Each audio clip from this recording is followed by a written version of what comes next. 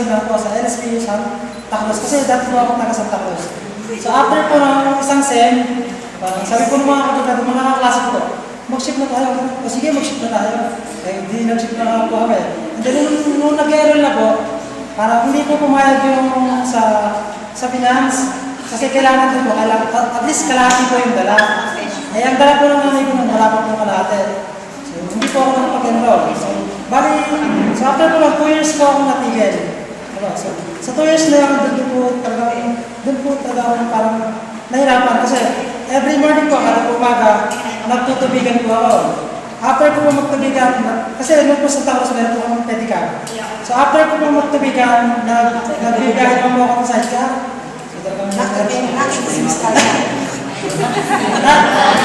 Naranasan ko yung magbuhat ng tracer, yung mabigat. Yung ginagamit ko sa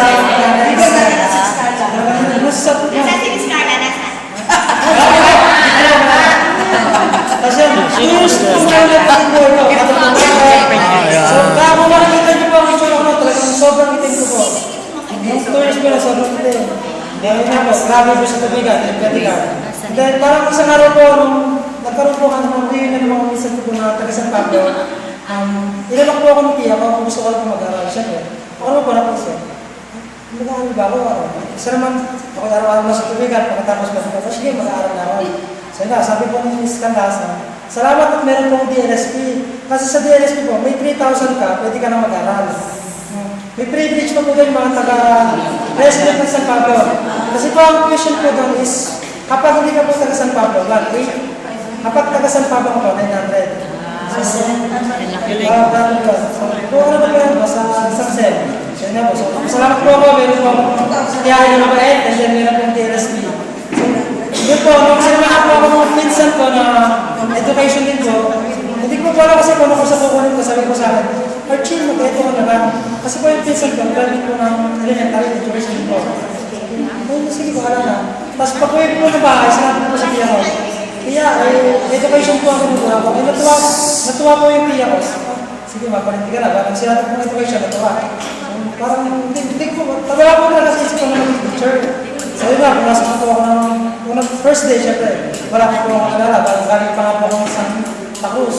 So parang, lagi po ako nung nasa hulihan, nung siguro mga isang buwan, nakita ko, parang magtatago ng mga klase ko. So ang ginagawa ko ngayon, lagi po ako nabili ng pagkain, para napitan nila ako, syempre, nanghihingi, ganun po. So simula po lang, parang naging friends ko na rin po sila. And then, during po ng practical namin, or JT, doon ko po naranasan, doon ko po nagustuhan ng teaching. Doon po sa umaga, kapasok po sa school na pinagpapracticean ko, kapatid ka po na estudyante. Good morning po sir, doon nasa parang, ang sarap pala maging teacher, parang ang tingin sa'yo ng tao, ang taas ng tingin po. So yun na po. Naka-graduate na nga po ako ng education. Then, after po mga graduate, kahit din po iba, sabi ko, hindi ako magtuturo hanggang hindi ako nakakapasa sa board. Sabi ko, so, hindi pa po ako nakakapagpwede. So, graduation po namin March. So, May, June, nagdasal naman po ako sa, nagtatanim naman po ako ng talong sa tanim ng tatay ko. Ang mga kasama ko lang, mga hindi pa nakagraduate ng elementary, napaisip naman po, ano yung silbi ng apat na taon kong pinag-aaral? Ang mga kasama ko, hindi na nakagraduate ng elementary. Tapos ako, apat na taon nag-aaral, magkakasama lang ako. Parang may mali, sabi ko gano'n sa rin ko. Tapos yung asawa ko ng pinsan ko, gano'n din po, seaman din naman. Parang mali, kapag ito tayo nag-aaral, nagtatanim lang tayo ng talong. Hindi ba ako? Nakaisip na nga po kami na. Tapos, nag-text po yung isang mga klase. Sabi, Archie, mag-complete na sa Liceo de Pila. So, hindi ako naman pamunta. Diba ako ng Liceo de Pila? Pasok po ako ng pagkasya kasi mapakpak. Sir, it's okay. Tapos sabi ko, punta ka naman. Parang may nakatay po sila. Nag-aaral po sila ng teacher kaya lang. May darating po ng engineer, hindi po ako kunin nila akong math teacher. So sabi, punta ka naman eh. Hindi ako naman po yung sige. Paglabas ko po ng office ni Sir, saan ba ba eh? Sabi ko na, balik po ako sir, saan ba eh? So bakit narating ka na ba? Sabi mo ba eh? Tapos yung sa may simbahan, katabi natin sir, punta ko nga po lang. Hanapin ko si Mang Gagos.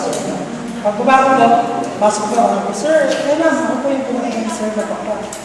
Kaya po, kaya po ako kuha po ng mga test. Ang dami kong test eh. Tapos, meron po yung isa, nakakatawa po yung isang test. Yung dapat pababasahin mo muna lahat. Yan, nakalagay po doon. Para sulat mo yung tatlong animals na gusto mo sa gitna. Di sulat mo muna. Pagdating sa ulit, di tinapigay yung papel. Kung wala, sa gitna, box kaya ako. Simple instruction ba di? Tapos sabi ko ni ma'am, sige bumalik ka mamaya, mag-demo ka. Di ako naman po, bigyan po ako ng bahay, bigyan po ako sa pagpo, pagdigawa po ako ng visual. Katulad po ako sa naman. Tapos yun, nag-demo po ako kasama si ma'am, tsaka po kayo yata sa EBR. Tapos ano po lang, parang June 29 or 28 na-apply po ako. Then, wala pong pasok ng Wednesday kasi sauna. Tumawag po sa akin si ma'am. Sabi niyo, sir, ganito daw. Di sabi ko, mag-uumpisa na po. Parang sabi ko naman, bakit ayaw mo? Hindi ba, sige, gusto ko naman. So, balik po ako ng July 1, Thursday na po yun. So, doon na po ako nag-uumpisa. Yun po. Tapos, ha? So, naman po yung napasok. Since grade school po, ayaw ko po ng English. Nung napapunta po ako sa Liceo Dinitibay, nagustuhan ko na po ang English.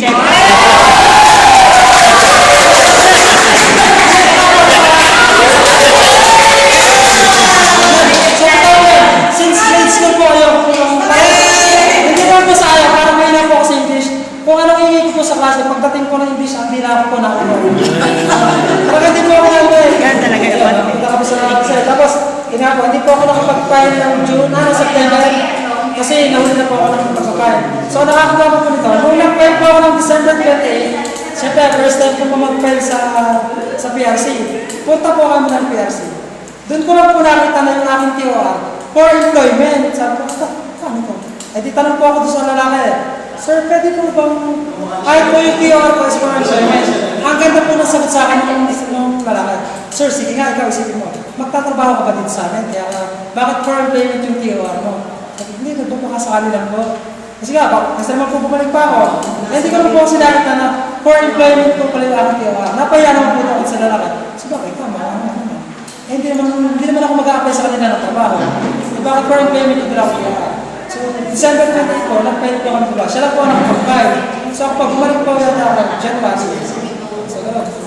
And then, during na po nung board, ang sakit ko, para papasa. Nag-exam po ako, yung pawis ko pa butil-butil, nasakit po ng tiyan po. Then after po nung, siyempre, tatlo pong klaseng exam Gen Ed, Prof Ed, and then yung major. So after po nung dalawa, punta po kami ng Jollibee ka. Ano ka, dito makapaglabas ng sama ng loob sa Jollibee. Sabi ka, makakaya, isa yung cubicle. Pag binuhos ko, baka marinig po sa labas. Sabi ko, nag-iwan na, tinis-tinis na ako. Talaga sobrang sakit po ako sa tiyan ko eh.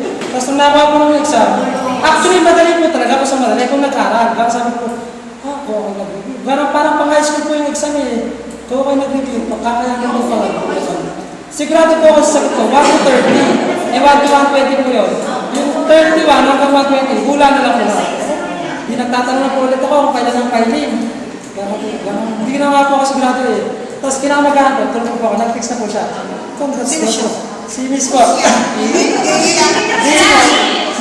Nag-fix na po. Congrats. Ano congrats? Bakit? Sabi ko gano'n. Sabi ko congrats kasi nakapasa tayo. Hindi ko pa po sinasabi sa magulang ko kasi nga, baka po. Congrats saan? Eh na, nakapasa po kami sa board. So una-una po pinagsabihan, kaya ito kasi siya po yung nagpaaral sa akin. Kung kuha ka po ako, pagkasabi ko nung nakapasa po ako sa board exam. Talagang pinagmula, tuminig daw po yung balahibo niya. Nung pagkasabi ko po nakapasa ako. Kasi nga po, sa kanya po, unang sinabi, siyempre siya po yung gumastos para sa akin. Siya po yung nagbigay ng tiwala sa akin para pag-aralin na hindi po ako magugulang po. Totoo na po, nung po ako napasok, pagkakaalas ko po, diretso na ng bahay. Wala pong gala.